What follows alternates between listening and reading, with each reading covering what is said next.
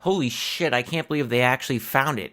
So this is just a quick video. I'm reacting to what I just saw today. I can't believe they found the base. This is the base that's been missing for like 60 years, right? And I mean, just like if you haven't been keeping up with this for like forever, we thought that this thing was stolen from Twickenham back in 1969. It actually came out pretty recently that that was not the case at all. I'm not sure how it started, but there was like a news article that somebody found from way back in the day, and it turned out that it was actually stolen in the early 70s from Notting Hill, I believe. It's sort of a long story as to how this all happened, so I'm just going to kind of summarize what I've read so far. But seriously, everybody should give a thanks to Nick Wass. He's the one that's the Hofner expert that I think kind of spearheaded this whole Lost Base project, and I can't believe they actually found it. Honestly, I thought this was going to be one of those things that would be gone friggin' forever. So quick summary of the events so far. Basically, everybody thought that this base was stolen in 1969. It was never really seen in photos after that, and people would watch the videos and we would spot it in the Twickenham footage from the Let It Be sessions. There was the base. After that, the base was gone. So people basically made the assumption that that's where it was stolen. That remained the assumption until 2023, and I'll actually quote the article that I'm reading here. I'll put a link to this in the description, but it says here that in fall 2023 is when they finally actually got some news that said that the base actually wasn't stolen from Twickenham. They actually got this news from Ian Horn and Trevor Jones. These are engineers that worked for Paul McCartney, and more or less, they parked a van with the gear in it. They came back later, I think the next morning, and an amp, 2 amps, Vox AC30s, and the base was gone, right? So that happened in 1972. So 3 years after everybody thought that it had disappeared, it was actually not stolen from Twickenham. It was stolen in 1972. So this whole story is just absolutely insane. It's really just an example of amazing detective work and a lot of persistence. I'm reading what Nick Wass wrote. He actually got the help of these two people named Scott and Naomi Jones. Apparently they're very, very talented researchers and journalists, and they did a lot of detective work in helping him find this thing. Now, Nick explains that 6 months prior, he had actually gotten a message from somebody else who claimed to be an ambulance driver, okay? And so this guy says that he and a paramedic had a patient in their ambulance once, and this guy claimed to, I think, see the van that was apparently had the stuff stolen from it parked in front of a house, and then these goods in the van were reportedly stolen, brought inside the house, and sold in a pub. So the big question is, right, who done it? All right, so the honest truth is no one's ever going to know, right? Because something like this is obviously super illegal. I mean, you could go to jail for this shit, and, like, they're not going to release the names of the people who actually jacked the base, right? But, you know, nowadays it's been so long, I think Paul's just happy to get it back. So we do know some stuff. And again, I'm going to put the link to this article in the description because it is a fascinating read. And so Naomi actually finds out who was living in all 8 apartments in 1972, right? So then they realize that one of the people that lives in this apartment is the paramedic. So reading the story, Nick basically goes and tells the guy, look, I know you lived in that house. There's not going to be any cops involved or anything, but we want to know the story. So this is what the guy said. I'm just going to read it because this is crazy and it's a lot of changing of hands and different events. So look, this guy, he says that his father wasn't the greatest guy and he was known for stealing. And he said that his father had taken the base to a local pub, and he asked the landlord to hide it. A bit later, he needed the money, and he sold the base to the landlord. And this was what they're considering the first move of the base, right?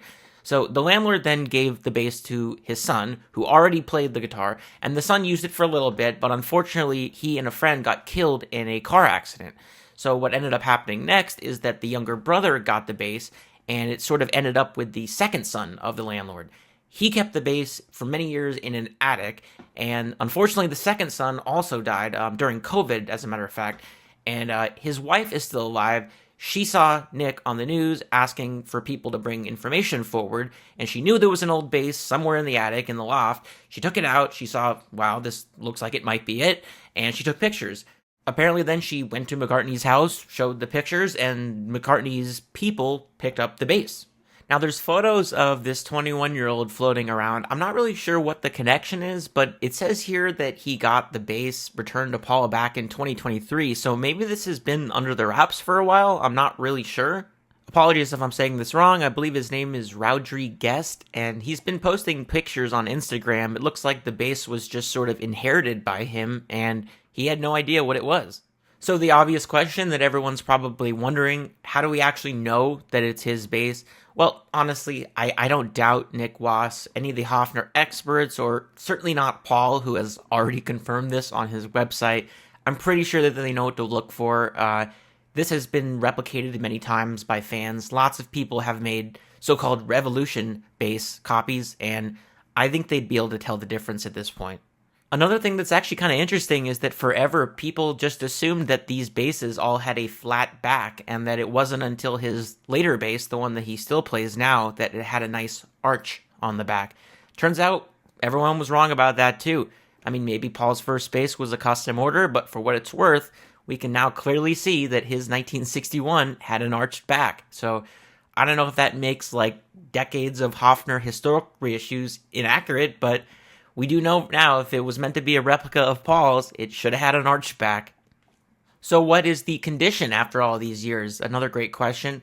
Looking at it right now, it looks like it's actually in pretty good condition. Now, the finish was never great. It was always sort of a really heavy Burns London finish, I believe. And it's not nitro, it's really heavy lacquer. Apparently, according to this article, that it's thick and it looks like they just threw buckets of paint on it. So, unfortunately, that is going to make the wood grain hard to identify. But because of the really thick lacquer and the fact that it wasn't stored properly, I mean, there's a lot of humidity changes, especially if it's in an attic, for decades at a time. It's going to cause cracks and splits. And unfortunately, that appears to be the case here. Apparently, the neck is broken. The scarf joint has been lifting for a while. It doesn't look like it's actually separated, but it does need to be fixed. It also appears that at one point they tried to restring the bass righty, which is actually just hilarious if you think about it, and they put really heavy strings on, and years of having those heavy strings on the neck really didn't do it any favors, and so it eventually probably led to too much tension, and you get what you get. Other minor interesting notes, it sure looks like the tuners that are on it right now are not the ones that were on it the last time we all saw this in 1969. I'm also reading the electronics are a little bit wonky at this point. The pickups no longer work. The coils probably need to be rewound.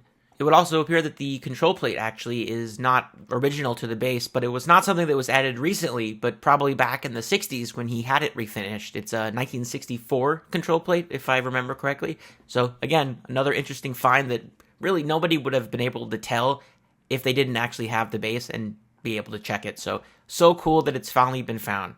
So what happens next? Well, it seems like Paul is happy to have the bass back. He's going to have it, I guess, repaired, not restored, but he just wants it to look how it looks now, but he wants it to be playable again.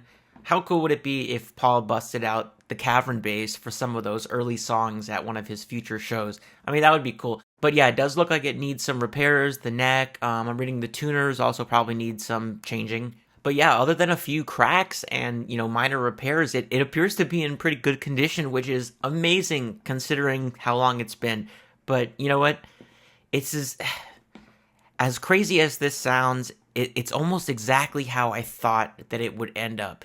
You can't go and hunt for these things. It's really one of those things that you just sort of have to hope that you put enough feelers out there and enough people will sort of see it, maybe on social media, maybe on the news, maybe in tabloids, and eventually someone will know a guy or know a person, and then they'll call in or they'll send an email, and it's just amazing. I mean, just congrats to Nick and all the people that helped him out. Congrats to Hofner. This is a huge discovery. I mean, it's probably one of the biggest things that has happened in rock history, honestly, in terms of discoveries, as long as I can remember, honestly. So that's all for this video. I just wanted to sort of give my thoughts on this. It's really cool. I'm sure more information is just going to continue to come out at this point. I'm sure we're all going to get, HD photos and we're going to see what the bass looks like up close.